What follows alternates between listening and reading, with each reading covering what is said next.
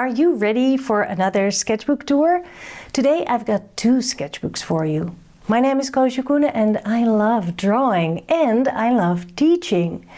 In April I spent 2.5 weeks in Lisbon in Portugal to teach a series of 2 workshops in a row.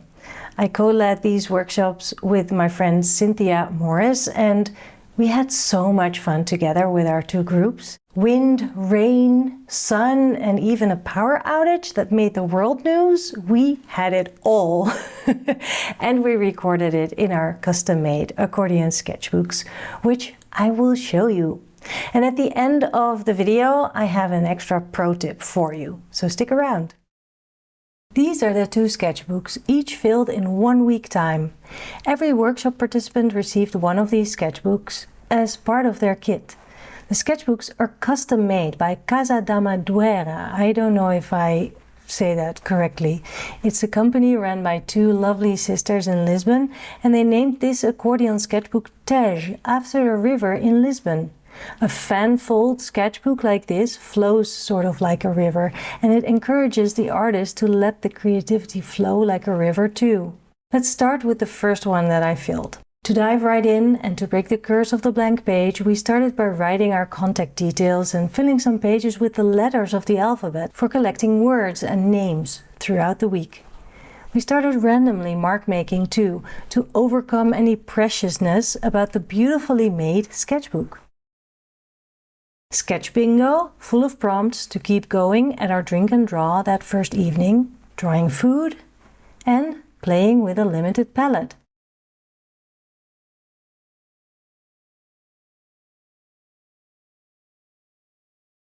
You may also have noticed the bold strokes of the brush pen, yet another way to be less precious and just keep moving without fussing over details. The brush pen also turned out to be a great tool to draw cobblestones. Lisbon has lots of them. I used them here to frame a map I made. At Príncipe Real Park, there's a weekly organic market where we filled our pages bit by bit, frame by frame.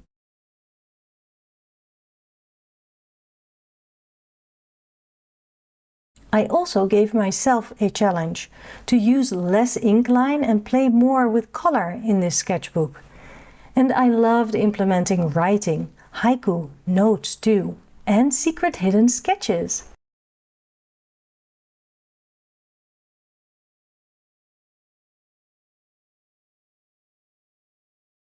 I had fun playing and experimenting alongside the participants. Of course, Cynthia and I kept ourselves caffeinated, but there was also calming drawing meditation involved in the botanic gardens.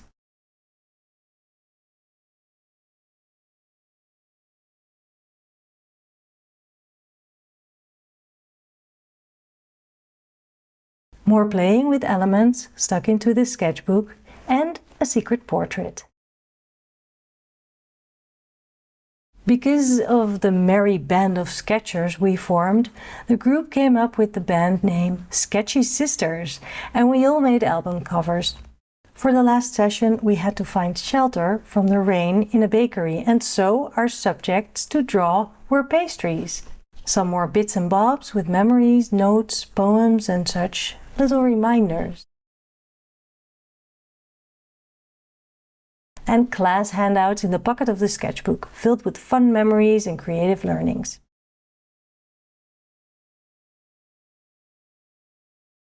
A couple of days after finishing that sketchbook, I started a new one, together with a new workshop group.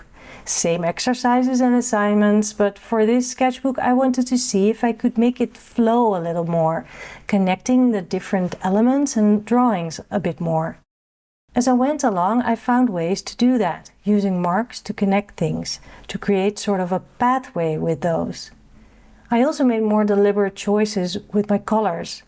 Yellow is a color I often choose, and it was one of the colors I used for the limited palette assignment. Then I decided to keep that as kind of a red thread throughout my sketchbook, along with the black brush marks. For the assignment at the organic market, this time I chose to make my shapes with yellow paint rather than drawing frames like I did the week before. Some yellow watercolor spattering links the next pages a bit more together too. I love this little sequence of a typical Portuguese food, a cod fritter. Cynthia and I had a delicious dinner at this restaurant, O Gambuzino. I sat where I could see into the open kitchen and drew the chefs. Before leaving, I showed them my drawing. It was great to see their faces light up. I kept adding yellow and marks so that all these very different moments and exercises feel more connected and in a flow. Then, continuing on the other side of the accordion sketchbook, I let go of the yellow flow and allowed a bit more white space, breathing space in between elements. This time I used the cobblestone brush pen interpretation again for my map assignment, but to keep that feeling of elements flowing into each other, I didn't frame it like I did in the previous week. I also took up a bit more space for it. That evening we went on a boat ride, which was a great distraction from the power outage and a great way to avoid the crowds and all the doomsday stories some people were making up in the streets. The purple kiosk nearby where I was staying is my favorite of Lisbon, and this might be my favorite drawing of this sketchbook too.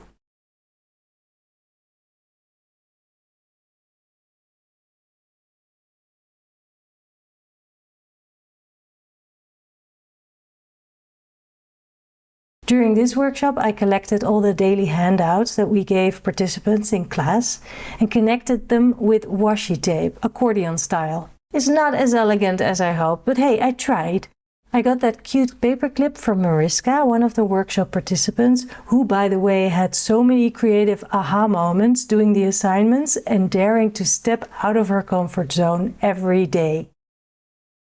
You can get aha moments like that too. Take one of my workshops. Spain in September or Paris in October. If you ever thought, someday I will treat myself on a creative adventure, this might be the time.